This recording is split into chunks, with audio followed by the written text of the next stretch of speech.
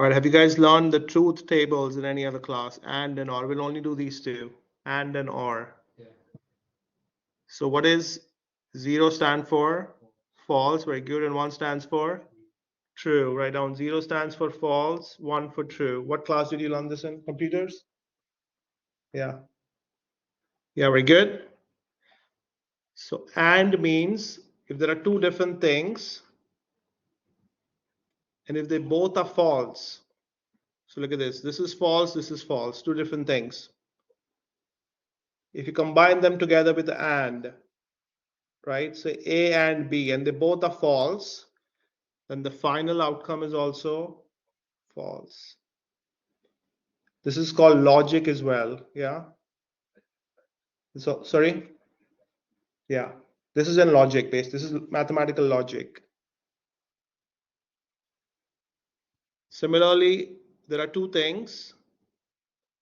One is true, like it is 6 o'clock right now. Let's assume that is true. And today is the Friday. Yeah.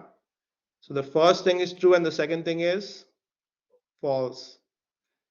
If I put them together with the and, saying it's 6 o'clock and today is Friday, together it is false. So remember, if one is true and the other is false, together it is a false with a and. That's what this means. And if they both are true, only then the combination is true. But for or, it's the opposite.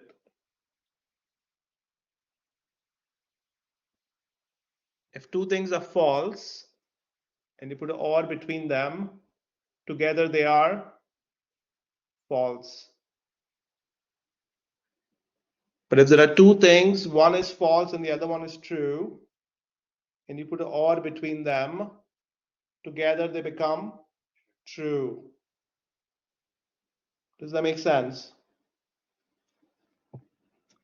And that's what we'll try to do here. So let's see how we do that. We want to check two things.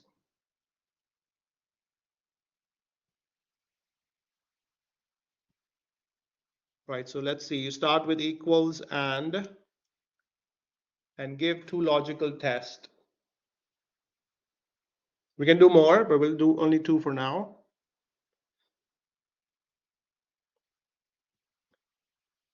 So we want to check whether the revenue is bigger than, say, 350,000. That's your first test, comma. And we want to check if the cost is less than, say, 100,000. Close the bracket.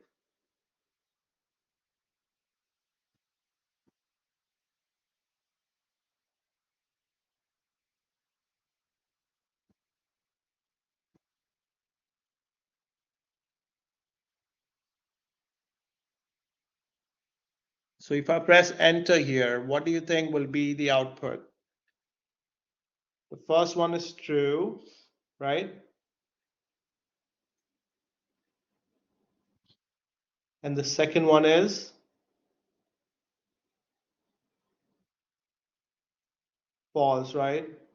So true and false together with the and becomes.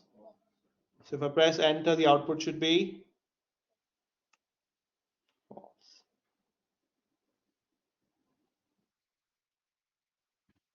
This is very important when you're solving problems. There could be two things that your answer depends on. And you may have to combine them and you use this to check it. We'll see that next week, how to combine them, but this is the beginning. Now, do I have to do it for all of them? We just have to drag it down. So you can just check 1 or 2. Is this bigger than 350,000? No. So false and false. False and false makes it false. You can do the same thing with or. So you do equals or and open a bracket.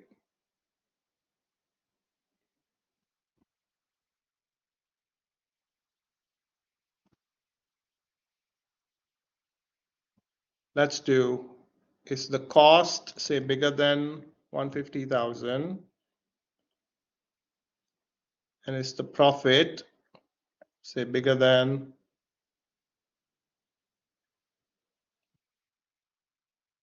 200,000? 200,000.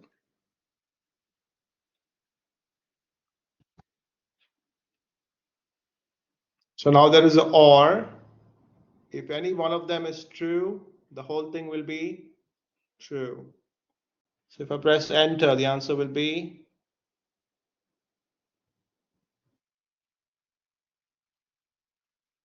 true. Because they both are true in this case, but even if one of them is true, it will be true. So look at that.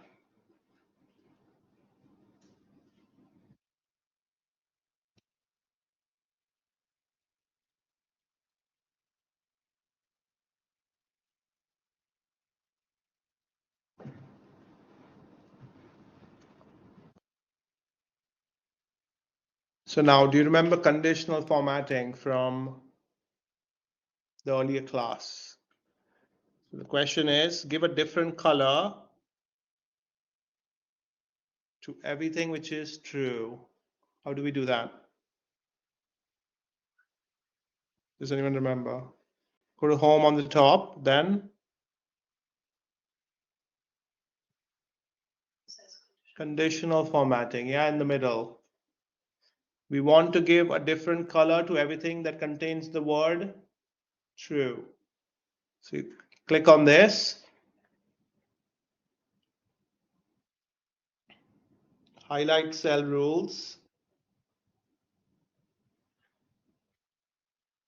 and you go to text that contains.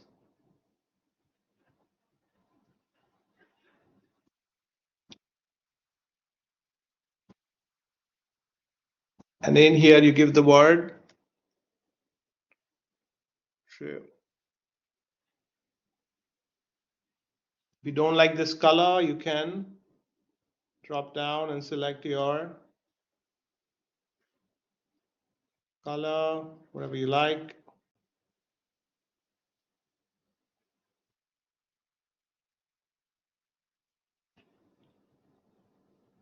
So look at that. Everything which is true gets a different color. So here's a question. If tomorrow the value changes, will the color automatically change? Yes. Okay. So if tomorrow you make a new sheet and apply the same formulas, and if the values are true, automatically it will get the color true.